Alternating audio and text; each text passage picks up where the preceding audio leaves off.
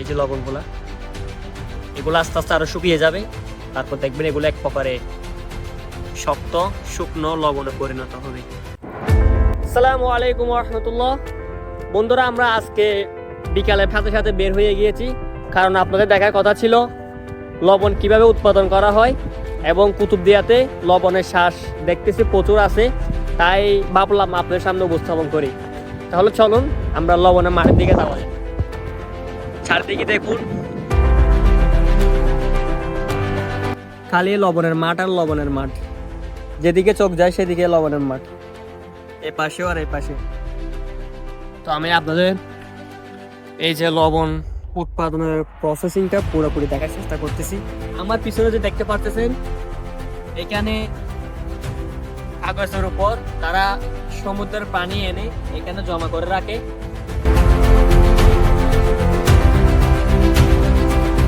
কিছুদিনের জন্য তারা রেখে দেয়, এরপর সূর্য তাপে সে পানিগুলো শুষে নেয় বাষ্পের মাধ্যমে। তারপর এখানে লবণগুলো থেকে যায়, যেখান থেকে আমরা প্রসেসিং এর মাধ্যমে একটা বিশুদ্ধ লবণ পাই।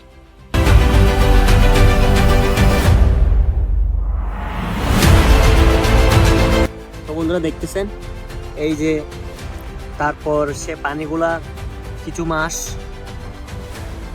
অতিক্রম করার পর সেখান থেকে আস্তে আস্তে এই যে দেখতেছেন পানিগুলা শুষে নেয় সূর্য, তারপর সেখানে লবণগুলা থেকে যায়। তো আমরা আপনাদের ভালোভাবে দেখানোর চেষ্টা করতেছি। এই যে লবণগুলা দেখেন, আমার হাতে নিয়েছি, এই যে লবণগুলা, এগুলো আস্তে আস্তে আরো শুকিয়ে যাবে। তারপর দেখবেন এগুলো এক প্রকারে শক্ত শুকনো লবণে পরিণত হবে। তারপর এগুলা বিভিন্ন গুদামে নিয়ে গিয়ে সেখান থেকে প্রসেসিং এর মাধ্যমে বিশুদ্ধ কাঠে লবণ করা হবে, যেখান থেকে আমরা লবণ পাই। তো বন্ধুরা, এরপর তারা লবণগুলা সেখান থেকে তুলে এরকম এখানে একটা পলিথিনের উপর এসে জড়ো করে, তারপর এখানেও তারা কিছুদিন রেখে দিবে এই লবণগুলা। তারপর সেখান থেকে যখন বড় বড় ট্রাক আসবে এগুলা নিয়ে যাওয়ার জন্য, তখন তারা এই লবণগুলা তারা কেজি হিসাবে বিক্রি করে থাকে, যেটা দিয়ে তাদের জীবিকা নির্ধারণ হয়।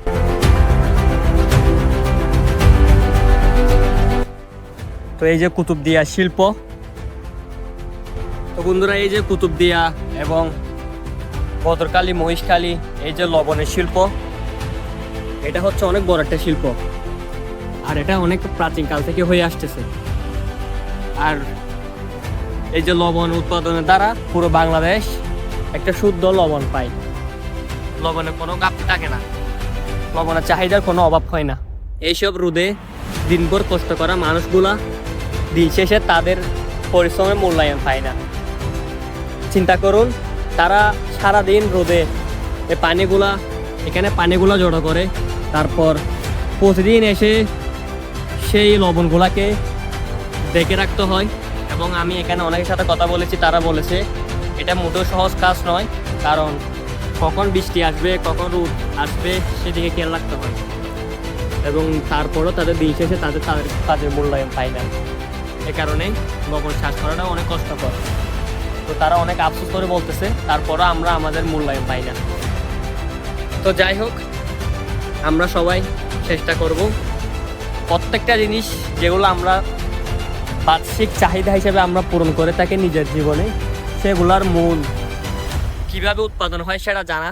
তাহলে দেখবেন অনেক এলেম অর্জন হবে, এবং এইভাবে আল্লাহর নিয়ামত যত ঘুরবেন তত দেখবেন দুনিয়াতে আল্লাহকে আরো নতুনভাবে চিনতেছেন। তা আজকে ভিডিওটা এতটুক।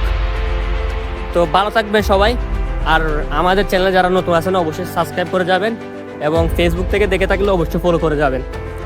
আর কুতুবদিয়াতে আমরা চেষ্টা করেছি যত এলাকা আছে সবগুলো আপনার সামনে উপস্থাপন করার।